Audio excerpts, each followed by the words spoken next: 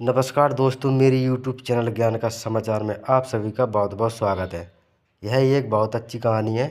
मैं आपको इस वीडियो में बताऊंगा। आप मेरे साथ वीडियो को लास्ट तक ज़रूर देखें और वीडियो अच्छी लगे तो वीडियो को लाइक शेयर करके चैनल को सब्सक्राइब जरूर कर लें। तो चलिए वीडियो को शुरू करते हैं।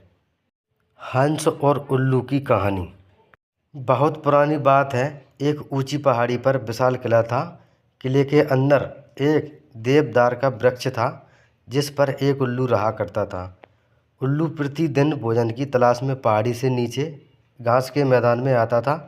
घास के मैदान के पास ही एक बड़ा सा तालाब था।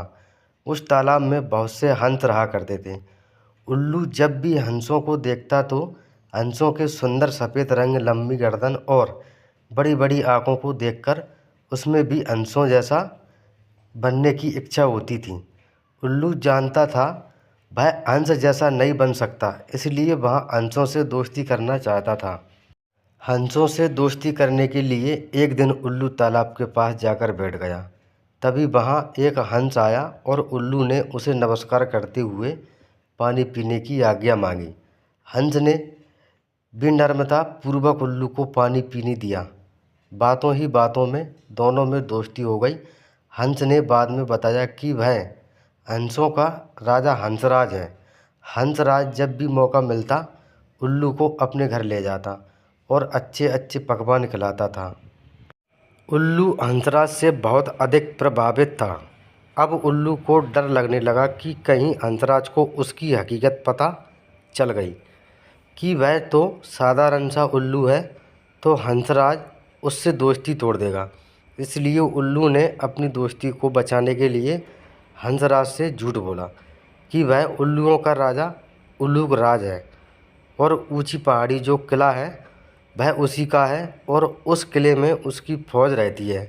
उल्लू ने किले में होने वाली सैनिकों की गतिविधियों को अच्छी तरह समझ लिया और एक दिन हंसराज के पास आकर उसे अपने महल में चलने का निमंत्रण दिया। उल्लू ने कहा, मित्र हंसराज, और अक्सर आपका अतिथि स्वीकार करता हूँ, परंतु आप आज तक मेरे महल नहीं गए। अब आपको भी मेरे यहाँ चलकर मेरा आतिथ्य स्वीकार करना पड़ेगा। शुरू में तो हंसराज ने कुछ बहाना बनाया, लेकिन उल्लू की बातों के आगे उसे झुकना पड़ा और वो उल्लू के साथ जाने के लिए तैयार हो गया। दूसरे दिन उल्लू हंसराज को अपने साथ ले गया और देवदार के वृक्ष पर जाकर दोनों बैठ गए।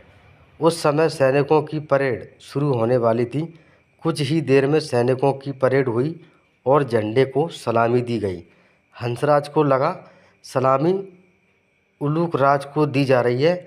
उसी समय उल्लू बोला, मित्र यह सलामी तुम्हारे लिए दी गई है और जब तक तुम यहाँ रहोगे तब तक प्रतिदिन इसी तरह सलामी होगी।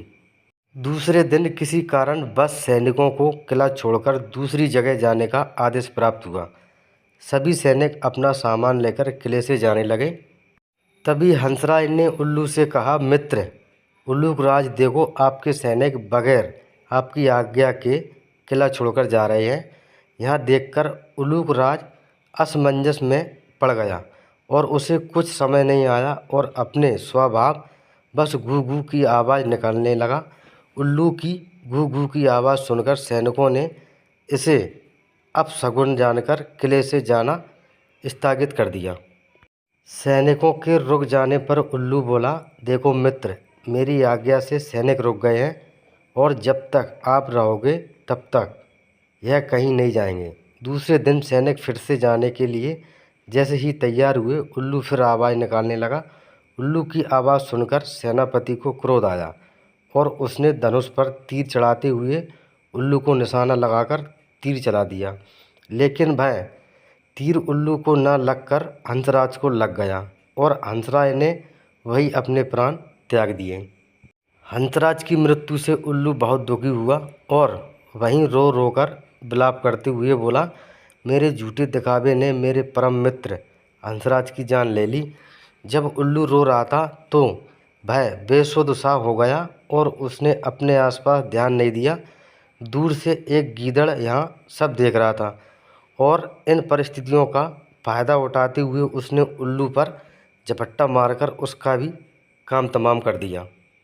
उल्लू और हंस की कहानी से हमें शिक्षा मिलती है कि कभी झूठी शान का दिखावा नहीं करना चाहिए। तो दोस्तों, मेरी वीडियो अच्छी लगी हो तो नीचे कमेंट बॉक्स में ज़रूर बताएं। धन्यवाद।